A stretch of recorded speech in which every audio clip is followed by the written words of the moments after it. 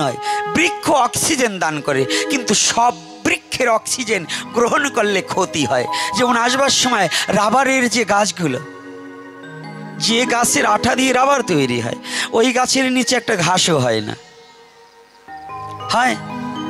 আচ্ছা, এখন আপনি যদি ওই রাবারের গাছ বৃক্ষটাকে রোপণ করে, যদি আপনি রাবার বৃক্ষ রোপণ করে যদি ভাবেন আমি শান্তিতে বসবাস করব, শান্তিতে থাকতে পারবেন? তাহলে ওই গাছের নিচে বসবাস করলে আপনার দিনাদিনই রোগ বৃদ্ধি পাবে, তাতে আপনার কি হবে?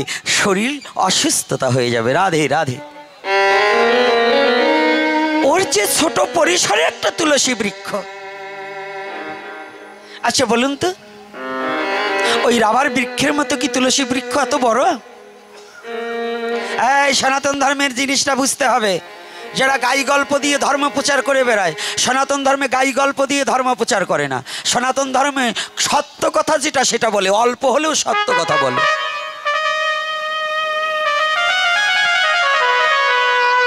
সনাতন ধর্ম কোনো মিথ্যা প্রচারণা করে না। সনাতন ধর্ম জোর করে কার ঘাড়ে সনাতন ধর্ম চাপিয়ে দেয় না। সনাতন ধর্ম কাউকে জোর করে ধর্মে টেনে আনে না। সনাতন এমন একটা ধর্ম যে সনাতনকে ভালোবেসে হৃদয়ে গ্রহণ করতে হয়,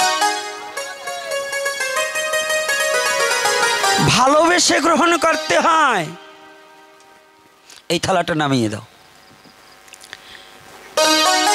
তাহলে ভালোবেসে ভগবানকে গ্রহণ করা আর জোর করে একজনকে পথে আনা, এটা কি এক না দুই?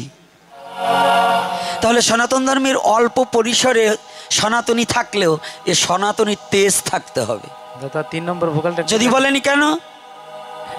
রাবার বৃক্ষটা যত বড়ই হোক তার অক্সিজেন যেমন মানুষের উপকার করতে পারে না, তুলসী বৃক্ষ যত ছোটই হোক তুলসীর অক্সিজেন হিন্দু, মুসলমান, বৌদ্ধ, খ্রিস্টান সবার প্রয়োজনে লাগে।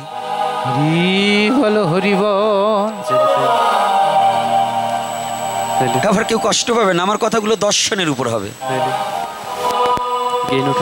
সারা জীবন তো লীলা কথা শুনছেন, কৃষ্ণ একজনকে ঘুষি দিয়ে মেরে ফেলছে, কৃষ্ণ রাধারানীর সাথে সম্পর্ক করেছে, কৃষ্ণ ব্রজ গোপীগণকে কাঁদিয়েছে, কৃষ্ণ লাভ দিয়ে সখার ঘাড়ে উঠেছে।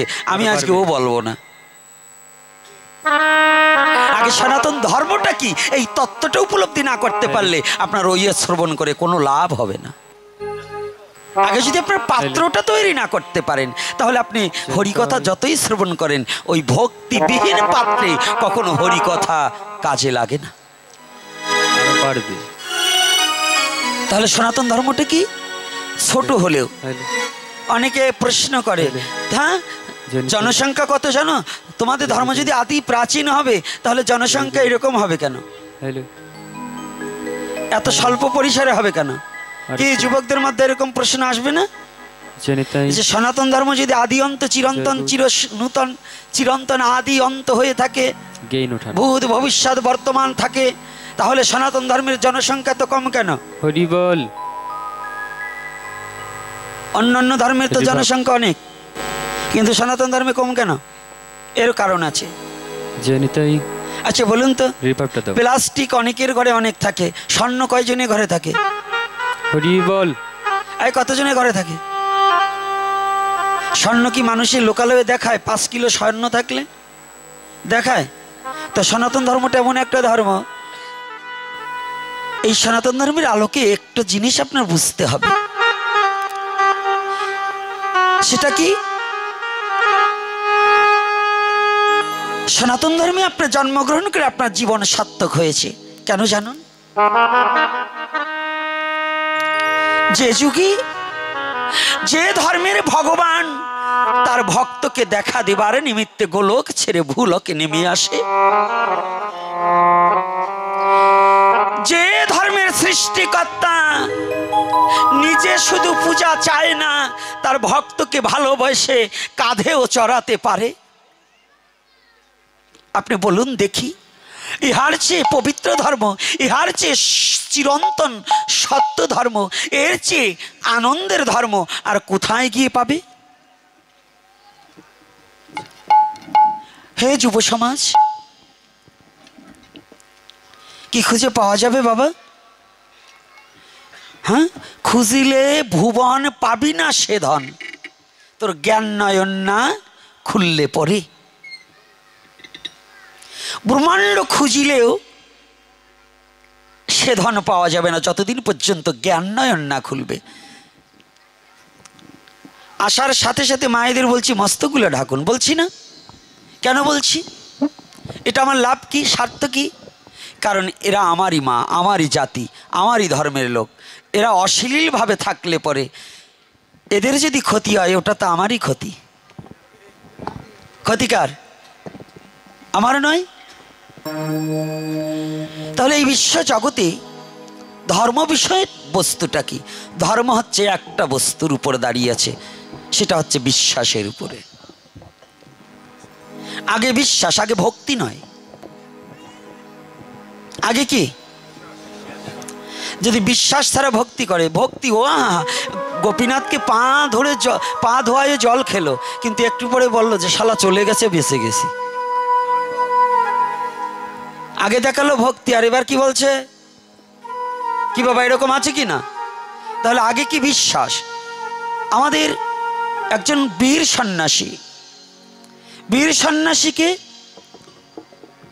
তিনি হচ্ছেন স্বামী বিবেকানন্দ। হরি বল হরি বল। এই স্বামী বিবেকানন্দ বললেন, হে জগৎজীব, বিশ্বাস বিশ্বাস বিশ্বাস, আপনার প্রতি বিশ্বাস, আপনার প্রতি বিশ্বাস না আসিলে ঈশ্বরের প্রতি বিশ্বাস আসে না। হরি বল হরি বল। তাহলে বিশ্বাসটা কার প্রতি জন্মাতে হবে? নিজের প্রতি। তাহলে নিজের প্রতি কি করে বিশ্বাস? এই বিশ্বাসটা থাকতে হবে। কোন বিশ্বাসটা? গোবিন্দ একদিন গৌরলীলায় এই কলির যুগের পাবন অবতারী শ্রীমান গৌর হরি, যে গৌর হরি না আসলে জগৎজীব হরি নাম পেত না। যে গৌর হরি না আসলে জগৎজীব আজ এই মধুমাখা নামের প্রেমের বন্যায় ভাসিতে পারিত না। যে গৌর হরি না আসলে কলিহত জীবের মুক্তির পথ কেউ দেখাতে পারত না।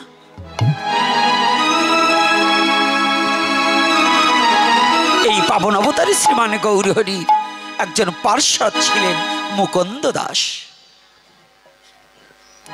তিনটি বস্তু মানুষকে ধ্বংস করে, লোভ, হিংসা ও অহংকার।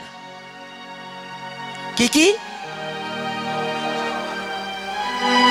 লোভ, হিংসা ও, এই যুব সমাজ, আমি কিন্তু ক্যামেরাম্যানদের বলছিলাম বসতে। বাবা আজ ভক্তদের চেয়ে তোমরা ইউটিউবার বেশি হয়ে গেছো। পিছনে একজন ভক্ত বসতে পারে না তোমাদের কারণে, ওই জায়গাটা ফাঁকা রয়েছে, কারণ তারা মুখ দেখতে পারে না। তাই তোমরা যদি বসে পড়ো তাহলে তারা ওখানে এসে বসতে পারবে।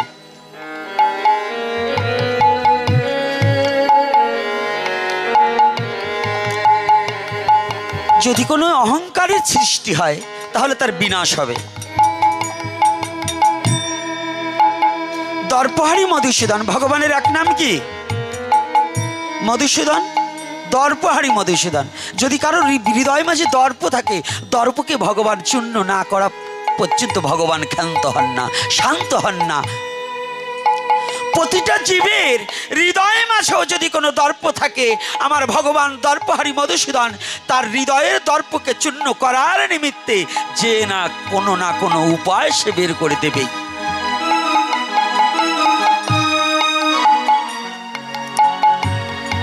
দর্পহারি মধুসূদন জীবের অন্তরের দর্প চূর্ণ করে দেন।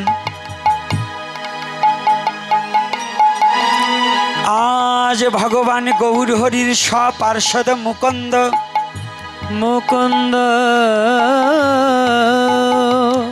মুকুন্দ ভালো কীর্তন জানে।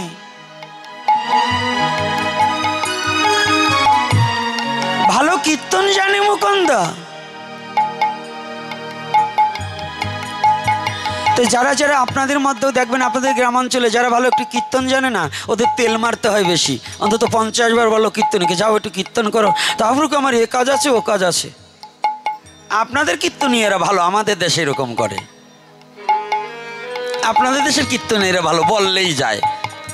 কিন্তু আমাদের দেশের কীর্তনীয়দের তেল মারতে হয়, ভাবে আমি না গেলে তো হবেই না। কি এরকম ভাবে না? এটা কি এক প্রকারের অহংকার নয়? কি ভাবুন, এই যে গ্রামে যারা কীর্তন কমিটি আছে না, এই কীর্তন কমিটির সভাপতিরা যারা, অনেক সভাপতি, সবাই না, কিছু কিছু সভাপতি আছে কি জানেন, যে সভাপতিরা, ওই সভাপতি ভাবে যে আমি না গেলে বোধহয় কীর্তন হবে না। কি এরকম ভাবে না? এই জন্য উনি একটু মানে আলাদাভাবে থাকে। আর যদি সভাপতি কমিটির হওয়া যায়, দেখবেন উনি কীর্তন শুনবেও না, একটু ভক্তের পায়ে প্রণামও করবে না, উনি ওই যে অফিসে চেয়ার নিয়ে বসে থাকবে। এরকম আছে কি না? কথা বলেন না কেন? এটা অহংকার নয়? দেখবেন ওই কমিটির মধ্যে এমন একটা গন্ডগোল লাগবে, উনি 2 বছরের উপরে আর সভাপতি থাকতে পারবে না। বলেন তো কেন? ভগবান বললেন, তুই যে চেয়ার নিয়ে বসে আছিস, আমার ভক্তের চরণে তোর মাথা নত করিসনি, এটা তোর এক প্রকারের অহংকার। এই অহংকার আমি তোর চূর্ণ করে দিলাম, তুই সভাপতি হতে পারবি না। নিতাই গৌর হরি বল। রাগ করছেন নাকি কথায়? আবার সভাপতি, এই জায়গার সভাপতি থাকলে আবার ভাইবেন না আপনারে বলছি। কারণ আর যদি আপনি ওই রকম করে থাকেন তাহলে আপনারেও বলছি, যদি কইরে থাকেন তাহলে আপনারও বলছি। আর যদি না করেন তাহলে উত্তম, প্রভুর কৃপা আপনার প্রতি বর্ষিত হয়ে যাক।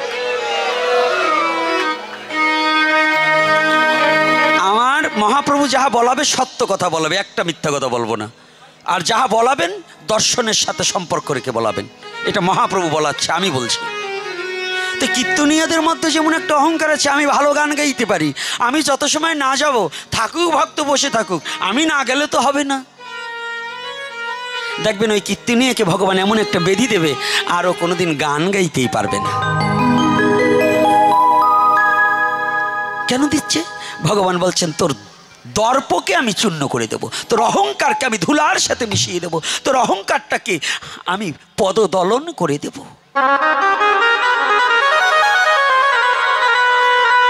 ধর্মকে টিকিয়ে রাখতে হলে যেখানে অহংকার আছে, যেখানে হিংসা আছে, যেখানে প্রতিহিংসা আছে, সেখানে কখনো ধর্ম বৃক্ষ বেঁচে থাকতে পারে না।